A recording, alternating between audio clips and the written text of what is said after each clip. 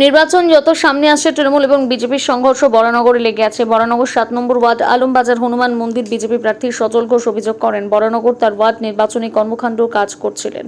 তখনই শান্তিকা ব্যানার্জি তৃণমূলের দলীয় কর্মীরা সজল ঘোষের দলীয় কর্মীর ওপর আক্রমণ করে রোহিত দাস বয়স 26 ও সুশান্ত হেলা বয়স 33 নিয়ে রাত 12টা নাগাদ বরানগর থানায় অভিযোগ করেন। অভিযোগের সময় তাদের মধ্যে থানার সামনে নিজেদের মধ্যে গন্ডগোল হয়। সজল ঘোষ এবং থানার সহযোগী গন্ডগোল নিয়ন্ত্রণ হয়।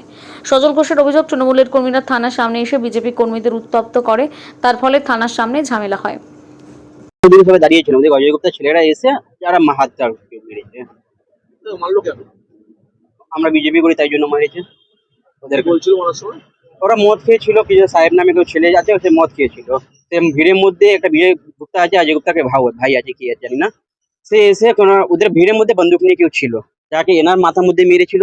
আমাকে মেরে সাইডে, পুলিশের সবাই সাইডে চলে গেছে ওদিকে। পুলিশের ভূমিকা কি বলবো? পুলিশের সামনে মেরেছে? পুলিশের সামনে, পুলিশ সরে গেছে ওদিক দিয়ে, পুলিশ এসছে, পুলিশ সরে গেছে। কতটা আতঙ্ক, কতটা ভয় আছে তোমরা? ভয় তো অনেকই আছে। গুন্ডা রাজ চালাচ্ছে অজয় গুপ্তা ওদিকে, 7 নম্বর ওয়ার্ডে গুন্ডা রাজ চালাচ্ছে। কে আছে অজয় গুপ্তা ওদিকে, মানে কাউন্সিলর আছে নীলু গুপ্তা, সে ওদিকে দাদা আছে তৃণমূলের? হ্যাঁ, তৃণমূলের দাদা। গুন্ডা রাজ চালায় তো দাদা, সিন্ডিকেট করে নিজের বাড়ি চালায়, সবকিছু চালায়, বলে তো যাবে না। থানায় কমপ্লেন করেছো? না, এখনো অব্দি কমপ্লেন ওরা নাই। কমপ্লেন করছো? তোমার নাম? রোহিত দাস। কিছুই হয় না, হয়েছে যেটা সেটা হচ্ছে আমাদের মিটিং ছিল আজকে সকাল সন্ধ্যে 9টায় আমাদের সেটা অফিস শেষ হয়। ওই পাড়ার নাম হচ্ছে আমতলা। আমতলাটা হচ্ছে 7 নম্বর ওয়ার্ড হনুমান মন্দির, যেখানে সেই পার্শ্ববর্তী অঞ্চলে হচ্ছে আমতলা। এই আমতলায় যখন আমাদের 9টায় মিটিং শেষ হয়ে যায়, 10টার সময় আমরা অন্য জায়গার মিটিংয়ে ছিলাম, তখন হঠাৎ ফোন আসছে যে আমতলায় অ্যাটাক হয়ে গেছে।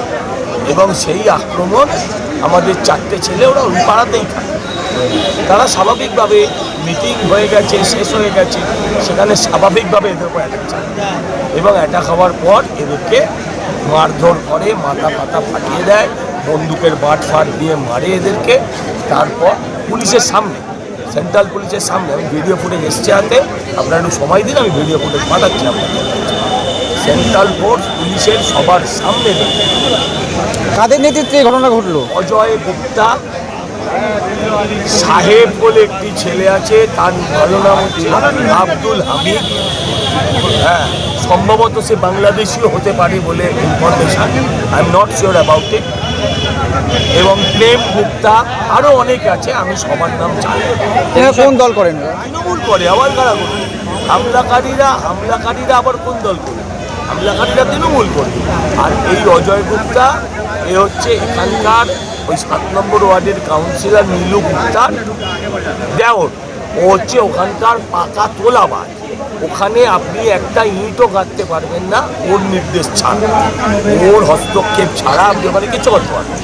সেইটাই ওখানে টাকা তুলে, টাকা ছড়ায় এবং প্রত্যেকবার ও ভোটারদের থেকে আধার কার্ড কেড়ে নেয়, ভোটার কার্ড কেড়ে নেয় এবং ও ওখানে অবাধে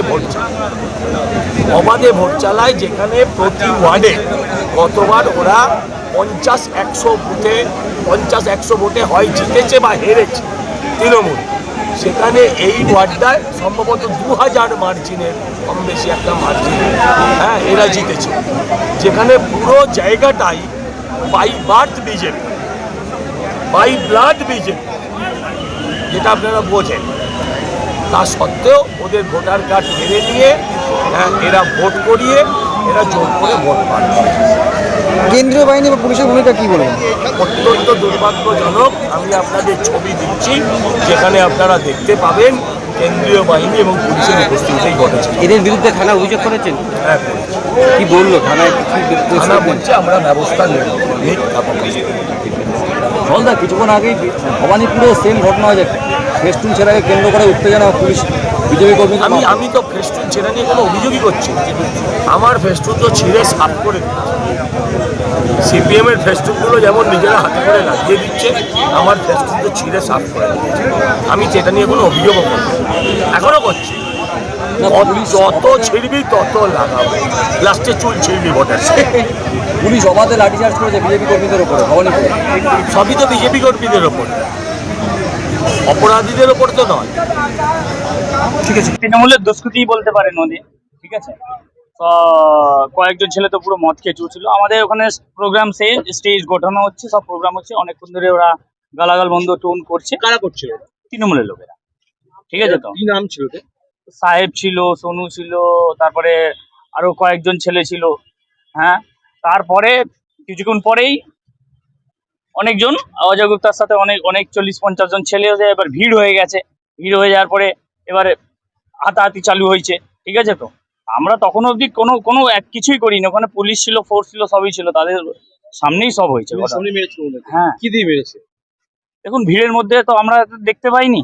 হ্যাঁ, কিন্তু আমাদের যারা বাইরে দাঁড়িয়ে ছিল কয়েকজন লোক, তারা সম্পূর্ণটা দেখেছে। আমরা তো ভিড়ের মধ্যে, আমাদের চোট লেগেছে। হ্যাঁ, কিন্তু তারা বলছে যে তাদের হাতে অনেক রকম অস্ত্র এসব ছিল। কি কারণে বিজেপি করার জন্য তোমাদের মারলো নাকি? অবশ্যই বিজেপি করার জন্যই মেরেছে। ঠিক আছে তো, কোথায় কোথায় মেরেছে তোমাদের? এই দেখুন না, এই দেখুন, আর ভিতরে লেগেছে তো, তাহলে তো জামা ফামা দেখাতে হবে। এইসব দেখুন, ওখানে আমি ঠিক উপস্থিত আছে। ছিলাম। বলছি যে কত ভয় আছে, কত আতঙ্কে আছে?